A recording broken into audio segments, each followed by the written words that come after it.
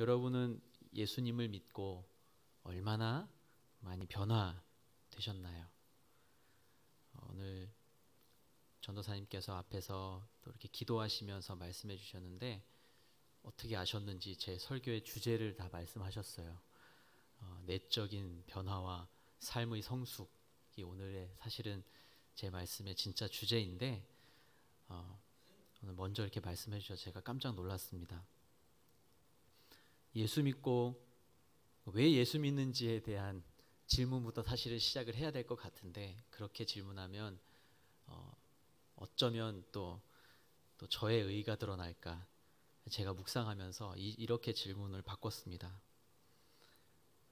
여러분 예수 믿고 얼마나 변화되셨습니까? 이렇게 질문을 바꿔봤습니다. 여러분 얼마나 변화되셨나요? 엄마 뱃속부터 예수 믿어서 나는 어떻게 변했는지 잘 모르겠다. 네, 그거 말고 진짜 예수님 만나서 여러분 얼마나 변화되셨나요?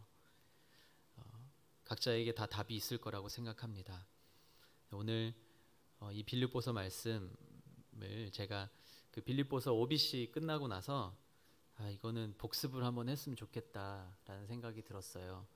그래서 빌립보서 말씀을 같이 나누려고 하는데요. 여러분 이 말씀을 통해서 내가 진짜 앞에 기도한 것처럼 내가 복음을 받아들인 사람으로서 내가 얼마나 복음을 받아들인 사람답게 변화된 삶을 살고 있는가를 잘 살펴볼 수 있게 되기를 바랍니다. 빌립보 교회에 쓴 편지인데요.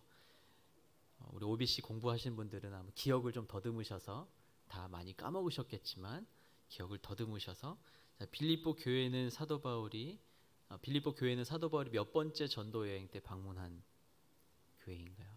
예. 안 잊으셨군요. 두 번째 전도 여행 때 방문한 교회입니다. 첫 번째, 세 번째 아니고 두 번째입니다. 33.333%의 확률이 있잖아요. 그렇죠? 셋 중에 하나니까. 두 번째 선교 여행 때 방문한 교회이죠. 그리고 그 위에 세워진 교회예요. 빌립보 교인들의 믿음과 열정이 얼마나 대단했을까? 대단했겠죠, 그렇죠? 복음을 듣고 막 그런 놀라운 일들도 막 경험하게 되고 하나님의 역사를 보게 되고 믿음의 열정이 대단했을 거예요. 복음을 받아들이고 듣고 순간 이 내면의 이 뜨거움을 아마 느꼈을 것이고 성령의 역사를 경험하게 됐을 것이고 그래서 그 자리에 가만히 있을 수 없었을 것입니다. 열심히 전도했을 거고요. 열심히 말씀을 가르치고 들었을 겁니다. 그리고 빌립보 교회의 성도들은 이 하나님의 영에 사로잡혀서 하나님의 눈으로 세상을 바라보기 시작했을 거고요. 하나님의 마음을 알아가기 위해서 힘썼을 것입니다. 성경에 하나님의 마음을 이만큼 알아가기 위해 힘썼다 이렇게 기록되지는 않았지만 아마 분명 그랬을 거예요. 바울의 설교를 듣고 또 말씀을 공부하고 그러면서 성숙해 가는 과정 가운데 있었을 거예요. 그리고 성경에 기록되어 있다시피 그들은 빚진 마음으로 이 바울의 선교 여행을 돕죠. 헌금을 하죠. 그래서 바울이 감사의 마음을 전하고 있는 편지가 또 이 빌립보서입니다. 자, 그런데 진짜 그런 모습만 있었으면 좋았을 텐데 그렇지 않았다는 게 문제죠. 오늘 이제 본문의 배경이 되는 이 빌립보 교회가 이제 그런 모습들을 조금씩 잃어가고 있었던 것 같아요. 복음은 받아들였지만 진정한 변화를 스스로 요구하고 끊임없이 힘쓰는 모습들이 조금씩 사그러져 가고 이제 싸움도 생기고 다툼도 생기고 갈등도 생긴 거예요. 그런데 싸움이 생겼는데 그걸 멈출 능력이 없어 보여요. 갈등이 생겼는데 풀어낼 능력이 없어 보여요. 그리고 복음을 번영의 도구로 그리고 자신의 만족의 도구로 삼아버리고자 하는 듯한 모습이 보여지게 됩니다. 오늘날 우리 교회의 모습은 어떨까? 우리 안에도 때로는 다툼이 있을 수도 있고 갈등이 있을 수도 있습니다. 그런데 갈등이 있다고 싸움이 있다고 손가락질 하는 것이 중요한 게 아니고 그 싸움이 있지만 그 싸움을 멈출 능력이 우리에게 있어야 하고, 또 갈등이 있지만 풀어낼 능력이 우리에게 있어야 된다라는 거예요. 그것이 제가 오늘 이야기하고 싶은 복음을 받아들인 저와 여러분 안에 있는 변화의 능력입니다. 왜 우리가 싸움이 왜 없을 수 있겠어요? 있을 수밖에 없겠죠. 그리고 왜 다툼이 없겠어요? 왜 갈등이 없겠어요? 여러분 가정 안에도 마찬가지예요. 왜 그래야 할까? 거기에 목이 메이면 우리는 다 부정적인 것들만 우리 눈에 보이게 되는 거예요. 왜 우리나라는 왜 이렇게 둘로 갈려져서 양극화의 문제, 왜 이렇게 싸워야 될까? 왜 이렇게 다들 나쁜 이야기들만 이렇게 달까? 그런데 우리는 그것에 초점을 두는 게 아니고 그것을 풀어낼 수 있는 우리 안의 능력, 그러니까 말씀해 주신 대로 내면의 성숙, 그리고 우리 삶의 변화, 그것을 우리가 바라봐야 된다라는 사실입니다. 우리 모두가 다 복음을 받아들였어요. 아멘? 여러분 복음을 받아들이셨습니까? 아멘? 받아들였어요. 받아들였는데 받아들인 걸로 끝난 것인가, 아니면 받아들임으로써 내 안의 변화를 계속해서 변화를 이끌어내고 있는가가 오늘 나눌 말씀입니다. 오늘 말씀을 한번 살펴보면서 우리 안에, 복음을 받아들인 우리 안에 그런 변화의 능력을 깨닫고 경험하게 되기를 축복합니다. 말씀을 한번 보면서 같이 나누도록 하겠습니다. 사도 바울이 크게 본문 오늘 두 가지 내용으로 나눌 수 있겠습니다. 첫 번째는 교회를 향한 감사의 이유 세 가지를 말하고 있고요. 두 번째는 교회를 위한 중보의 기도를 말하고 있습니다. 빌립보서를 공부하신 분들도 아마 기억이 나실 거예요. 교회를 향한 감사의 이유 세 가지, 그리고 교회를 위한 중보 기도 세 가지를 지금 오늘 본문을 통해서 우리가 볼 수 있겠습니다. 자, 첫 번째, 교회를 향한 감사의 이유 중에 첫 번째는 복음의 교제입니다. 복음의 교제. 5절 말씀을 같이 한번 읽어볼까요? 5절 말씀 시작. 이는 여러분이 첫날부터 지금까지 복음에 동참해 주었기 때문입니다. 아멘. 바울이 교회를 향해서 이렇게 감사하는 거예요. 여러분이 첫날부터 지금까지 복음에 나와 동참해 주었기 때문에 내가 감사합니다 말하고 있는 거죠. 복음에 동참해 주었다라는 것은 무슨 의미일까요? 복음을 받아들인 우리가 복음을 알고 복음을 전했다라는 의미예요. 복음에 동참해 주었다. 나 혼자 복음 전한 게 아니고 여러분들도 나랑 같이 복음 전해 주어서 고맙다라는 의미를 말하고 있는 거죠. 사도 바울이 여기서 강조하는 것은요, 빌립보 교회가 바울과 함께, 자신과 함께 복음을 중심으로 맺어진 친밀한 관계에 있다라는 것을 강조하는 거예요. 이것을 우리 교회에 비춰보면 어떻게 이 말씀을 받을 수 있겠습니까? 우리의 모든 관계가요, 어디에 기초하고 있다? 복음에 기초하고 있다라는 거예요. 저와 여러분의 관계, 그 여러분 서로의 관계, 여러분의 여러분의 큐티 나눔 방, 여러분의 모든 관계가, 교회 안에서의 모든 관계가 복음에 기초된 관계다라는 거예요. 이게 왜 중요할까요? 왜 중요할까요? 이게 허물어지는 순간 교회의 본질이 무너지기 때문에 그래요. 여러분, 익숙한 감정, 낯선 사람, 이렇게 낯익은 사람, 전에 우리 순이었지 하는 분에게 더 우리 마음이 가지 않나요? 그렇죠? 그럴 수밖에 없어요. 그치, 저분 전에 우리 순이었는데, 그리고 저분은, 저 권사님은 내 스타일이야. 저분은 약간 단아하고 내 스타일이야. 저분은 조금 너무 말이 좀 많으신 것 같아서 내 스타일이랑 좀 달라. 우리 교회에서 보통 그렇게 이렇게 하지 않으시나요? 그렇죠? 아닌 것처럼 보시면 안 돼요. 왜냐하면 저는 다 이렇게 어렸을 때부터 다 봤던 거예요. 네. 저희 어머니도 심지어 그 권사님 말이 너무 많아. 주방에 들어오면 뭐가 그렇게 말이 많은지. 응? 이게 우리의 사실 이게 인간적인 솔직한 모습이에요. 감정, 익숙한 감정이어야 되고 좀 익숙한 편안한 느낌이 있어야 되고, 그렇죠? 뭐안 되면 전에 같은 순위였었어야 되고, 그 정도가 있어야 좀 친밀한 감정이라고 관계라고 느끼잖아요. 근데 그거보다 더 중요한 게 있다라고 말하는 거예요. 그게 아니다. 그것도 맞는데 그걸로 교회가 이루어진 게 아니다라는 걸 말하는 거예요. 복음이 그렇게 싼 게 아니다.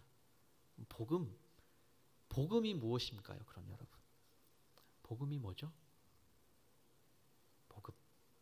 빌립보서 공부하신 분들 이거 바로 대답하셔야 된다고 제가 한 6번 정도 얘기한 것 같은데, 복음 뭘까요?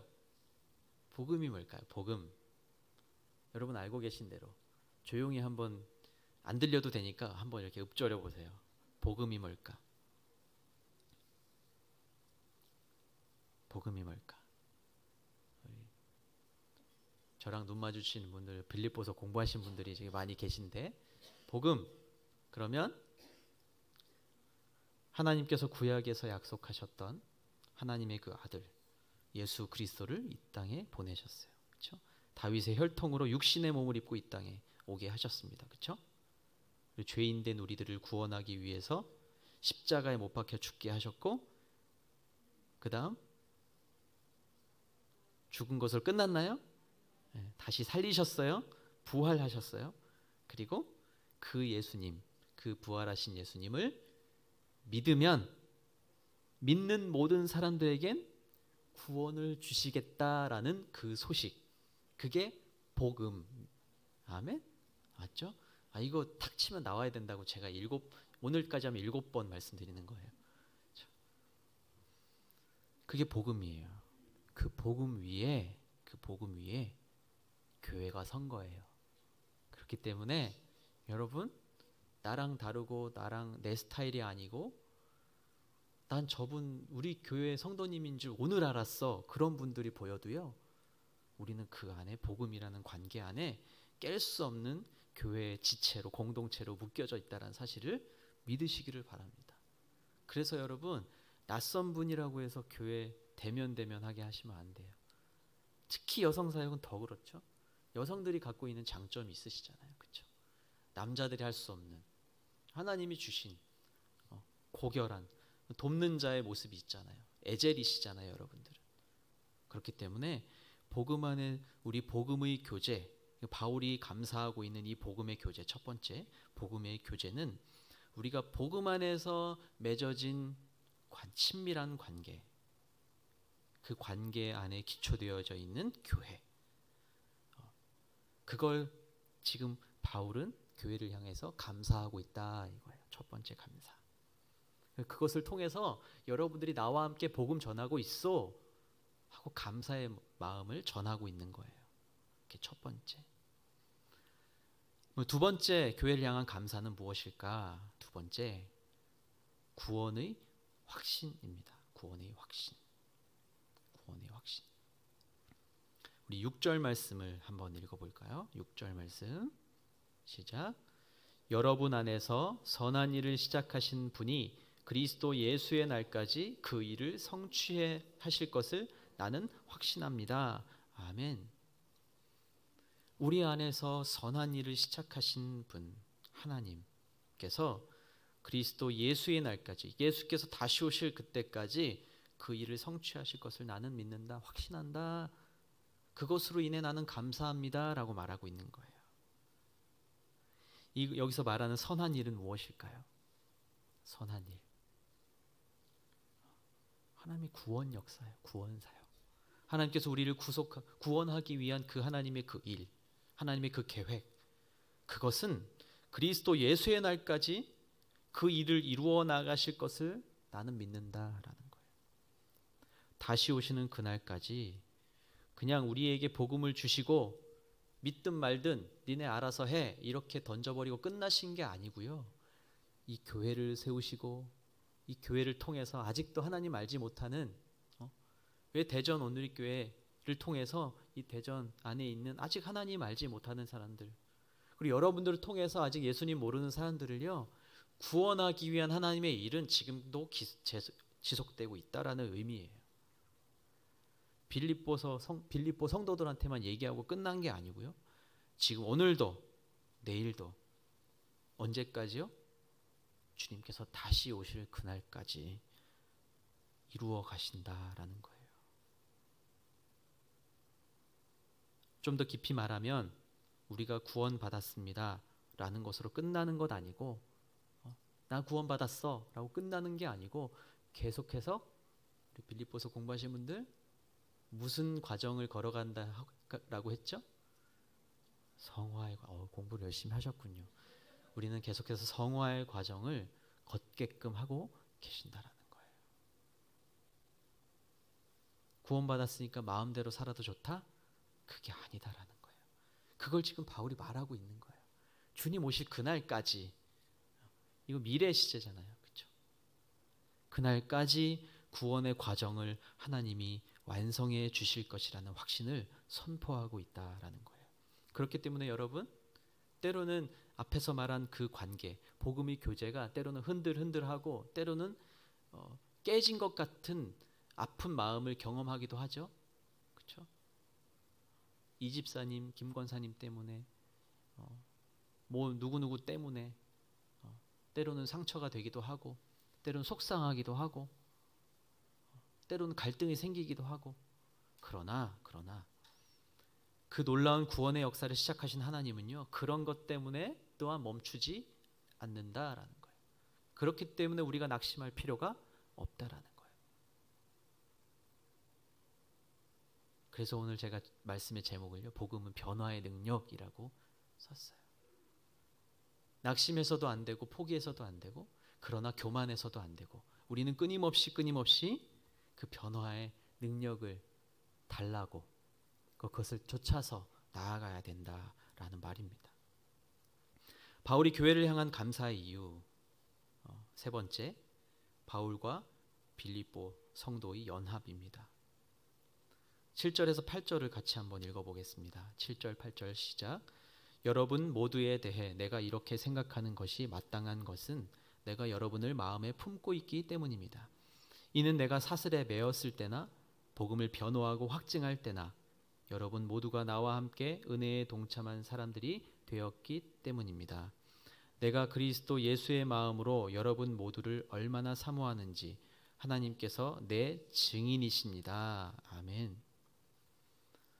교회를 향한 감사의 이유 세 번째, 바울과 빌립보 성도의 연합, 교회의 연합을 말하는 거예요.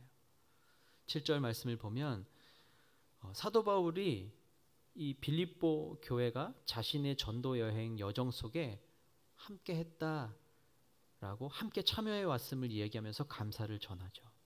그리고 8절에서는 내가 누구의 마음으로 그리스도 예수의 마음으로 여러분 모두를 얼마나 사모하는지 하나님이 증인이십니다. 이렇게 말합니다. 자신과 함께 복음 사역을 감당한 빌립보 성도들을 향해서 그리스도 예수의 마음이라고 비유해서 이야기합니다. 그만큼 간절하고 그만큼 하나님이 보증하실 정도로 진실한 것임을 얘기합니다. 여러분은 어떠십니까? 복음을 향해서 함께 달려나아가고 있는 옆에 계신 우리 성도님들, 우리 믿음의 동역자들 어떤 마음으로 바라보고 계신가요? 그리고 여러분 교회를 어떤 마음으로 바라보고 계신가요? 저는 이제 어렸을 때부터 신앙생활을 했기 때문에 저는 사실은 이런 고민조차 사치로 여길 정도로 그냥 그렇게 살아온 것이죠. 교회는 그냥 교회가 무엇인가 어떠한 곳인가에 대한 고민을 하기 전에 그냥 나는 교회를 위해서 충성해야 되고 봉사해야 된다는 그 존재감이 더 컸기 때문에 내 안에 있는 고민보다 그냥 나의 그런 보여지는 그런 나의 존재감, 그리고 그런 부모님의 자녀로서 내가 감당해야 될 만한 어떤 이것은 사회적 어떤 책임처럼 여겨지는 그런 신앙생활을 해왔어요. 사실 예수 그리스도의 마음, 글쎄요, 제가 되돌아보면 정말 부끄럼 없이 그 마음으로 고백하면서 교회를 섬겼던 것이 얼마나 있었을까? 물론 그럴 때도 있었겠죠. 근데 그것이 저의 감정과 어떤 저의 만족이었지, 사실은 정말 바울이 말하고 있는 하나님이 보증하실 만큼 진실되고 정말 주님의 심장이 여기 있는 것처럼 내가 그렇게 간절하였나 라는 걸 살펴보면 참 부끄러운 모습이 지금도 참 많아요. 내가 그때 왜 목사님한테 내가 그렇게 말했을까? 참 미성숙했다. 내가 그때 그 어렸을 때 그 집사님에게 내가 그렇게 왜 대들었을까? 따지고 보면 내 말이 맞았겠지. 따지고 보면 장로님 말보다 제 말이 맞는 거 아닌가요? 그렇게 말했던 나의 그런 부끄러운 모습들, 지금도 생각하면 얼굴이 빨개질 때가 있어요. 참 연약했다, 부족했다. 물론 사전을 펼쳐서 따져보면 내 말이 맞았을지는 몰라요. 제 말이 맞았을지는 몰라요. 그러나 거기에 진짜 바울이 말하고 있는 성도의 연합, 교회의 하나됨을 내가 자신 있게 말할 수 있는 그리스도 예수의 마음이 있었는가? 하나님이 보증하실 만큼 내 진실된 내 마음이 있었는가를 돌아보면 자신 있게 말할 수 없는 상황들이 참 많았다는 걸 바라보게 돼요. 사도 바울이 이렇게까지 얘기하고 있는, 이렇게까지 표현하는 이유는 무엇인가? 그만큼 교회는 예수 그리스도의 사랑 안에서 절대적인 것이라는 거예요. 누구의 말 때문에, 누구의 조금 더 큰 열심 때문에, 누구의 지식 때문에, 누군가의 좀 더 높은 지식 때문에, 누군가의 좀 더 오래 믿은 그 믿음의 연수 때문에 좌지우지 되는 게 아니다.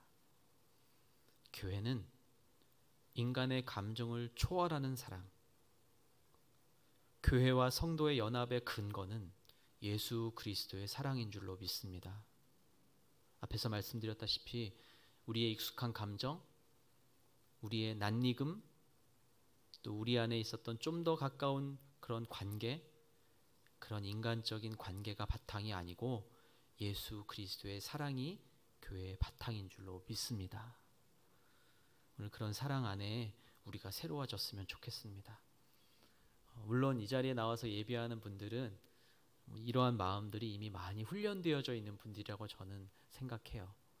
저의 과거의 그런 모습들이 부끄러워질 만큼 여러분들은 이미 그런 사랑 안에 있고 계속해서 변화되어 가고 있는 과정 안에 있다라고 저는 믿습니다.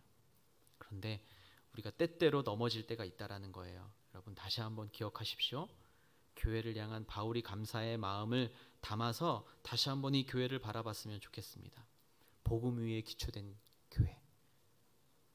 그리고 계속해서 그 복음 안에서 계속해서 변화되어져 가는 성화의 과정을 걷고 있는 우리들.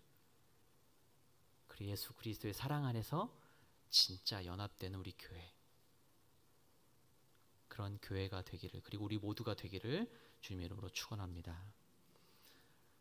이제 두 번째로는 바울이 교회를 위해서 기도하고 있는 장면을 같이 나눴으면 좋겠습니다.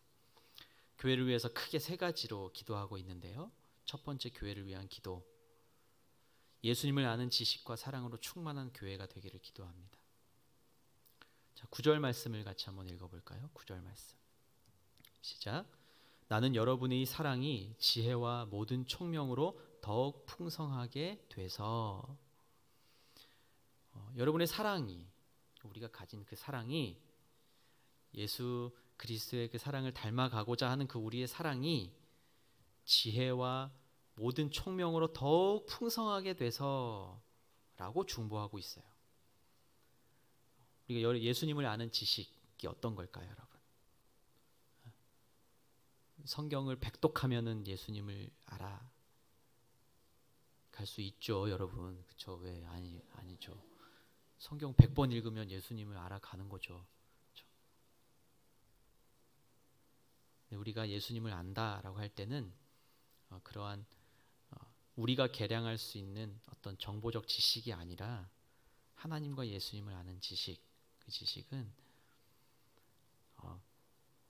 그 증거로 나타나야 하는 것은 서로를 향한 사랑이 더 깊어지고 풍성해져야 된다라는 거예요. 우리가 여러분 예수님 얼마나 아십니까? 우리가 서로를 그거를 계량할 수 있을까요? 제가 예수님 얼마나 아는 것 같으세요, 여러분? 목사니까 좀 더 알아야 될 것 같지 않으세요? 그런 게 있잖아요, 저희 안에는. 그렇죠? 우리 장로님, 권사님이면 조금 더 아셔야 될 것 같은 게 있잖아요. 그렇죠? 물론 더 알아야죠. 그만큼 신앙의 연륜이 쌓였기 때문에. 저는 학교도 다녔잖아요. 그렇죠? 신학교라는 데 막 공부도 했잖아요. 공부했으면 좀 더 알아야 되는 게 당연한 거잖아요. 그렇죠? 근데 그런 지식을 말하는 게 아니고요. 사랑이 더 깊어지는 것이 유일한 증거예요. 유일한 증거. 서로를 겸손하게 섬기지 못하고 나뉘어져서 서로 다툼이 일어나고 서로 직분을 자랑하고 내가 가진 신앙의 연륜을 자랑 삼는 그런 성도들은 진짜 그 사랑을 나타내고 있지 못한 거예요. 진짜 그리스도의 사랑으로 하나 되는 교회는요, 모이면 행복한 교회.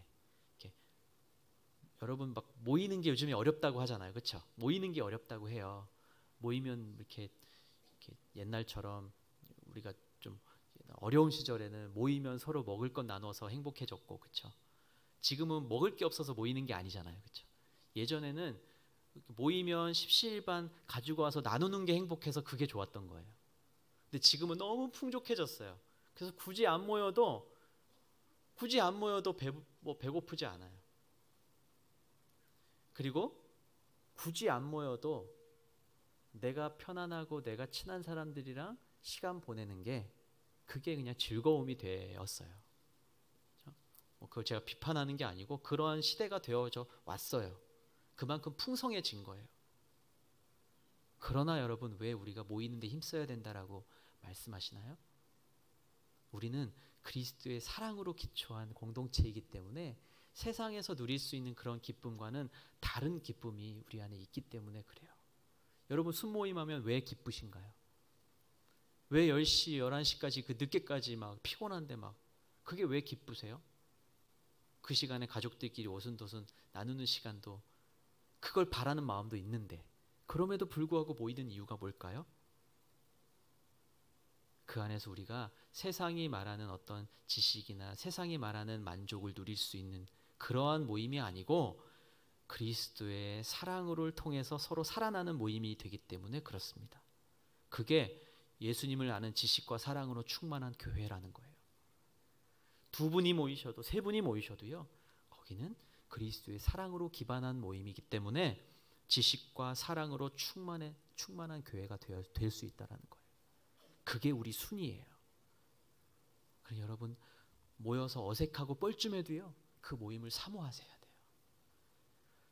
저분은 오늘 수모임 왔는데 말을 한마디도 안 해. 그 집에 가면서 얘기하죠. 여보, 저분 때문에 수모임이 너무 딱딱하고 어두워졌어. 그럴 일도 있어요. 그렇죠? 그러나 그분이 와서 그 사랑을 느끼고 갈 수 있도록 그냥 부셔져 없어지는 게 사랑인 거예요. 그게 순장인 거예요. 그렇죠? 여러분 순장학교 하실 때 그런 거 많이 배우셨죠? 순장은 내가 순장이다 이게 아니고 내가 순장이다. 왜 안 와 진짜. 순장이 오라면 와야지. 그게 아니고 너무 여기가 익숙하지 않아서 낯설어서 예수님 얘기하는 게 너무 생소해서 그런 분들 때문에 부서지라고 세워진 자리가 순장의 자리예요. 그것만 기억하면요, 어떤 모임도 힘들 모임이 없어요. 힘들 교회가 없어요.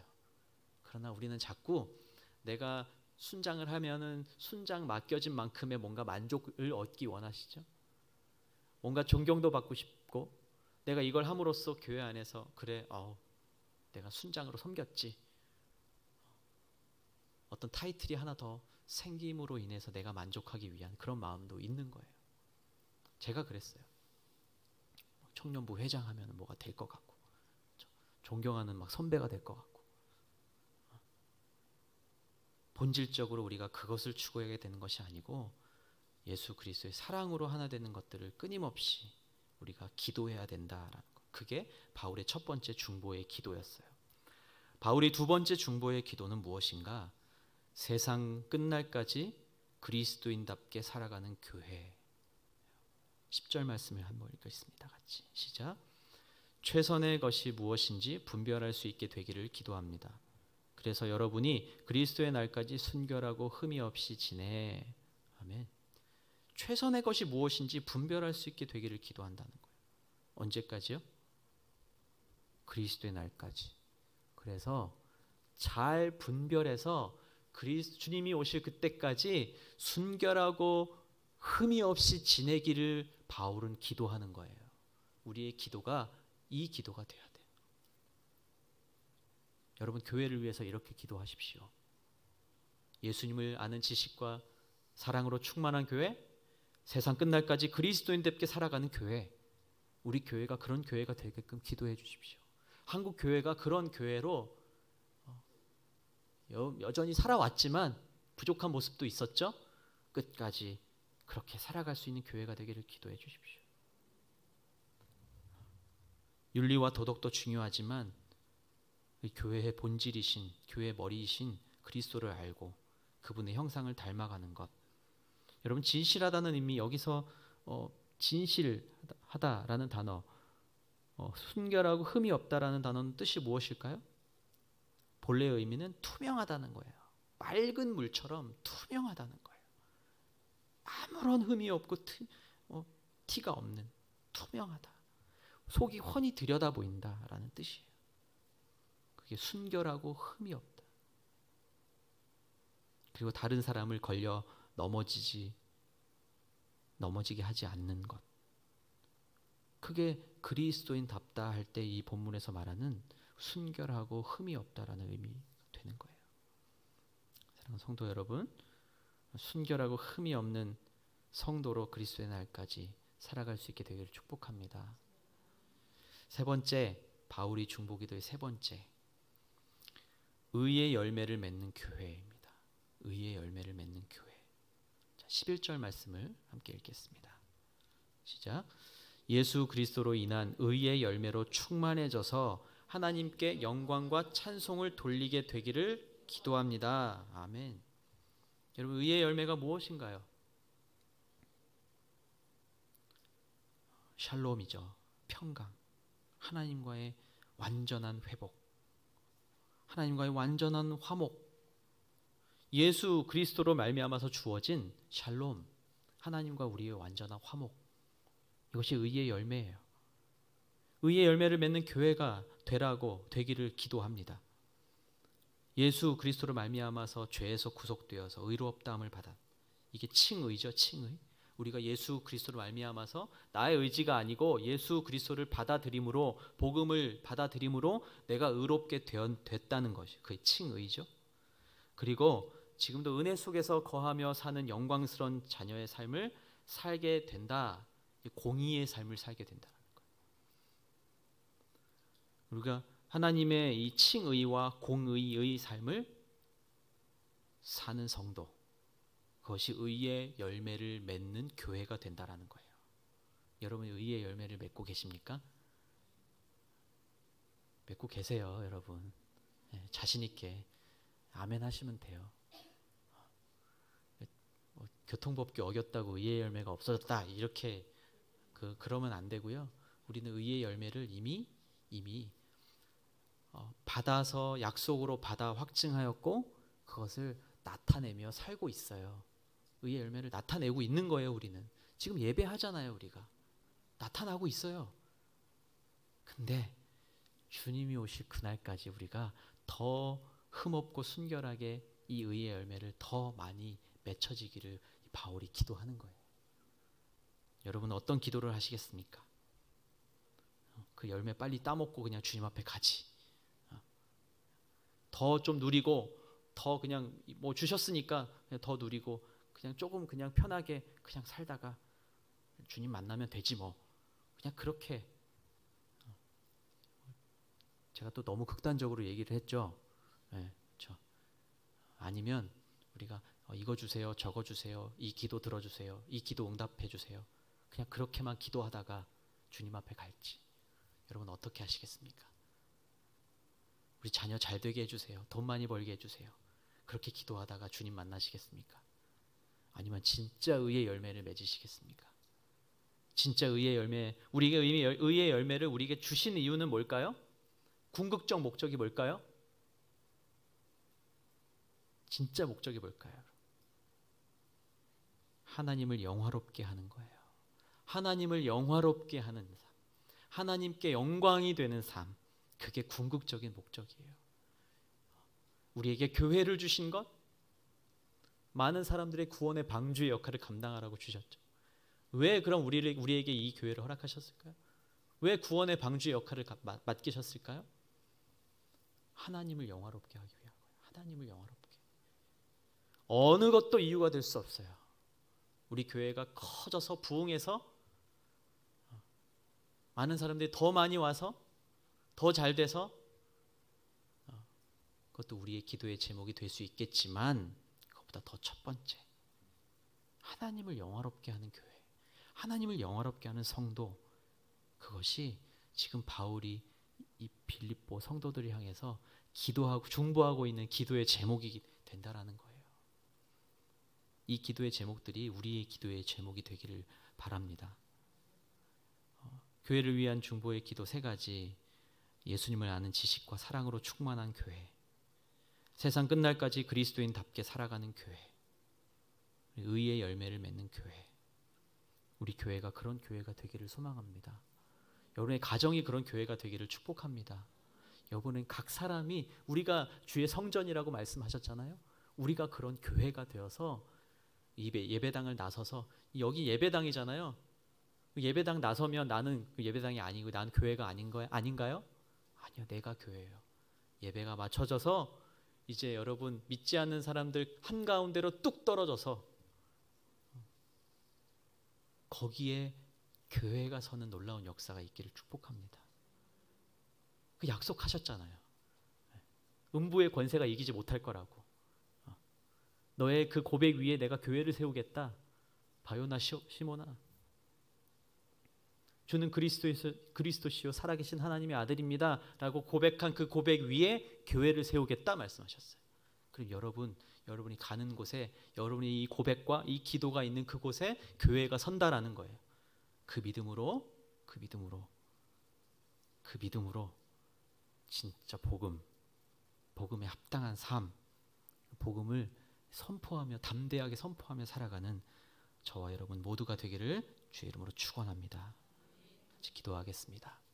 기도하실 때 하나님, 오늘 말씀을 통해서 복음은 알았는데 내가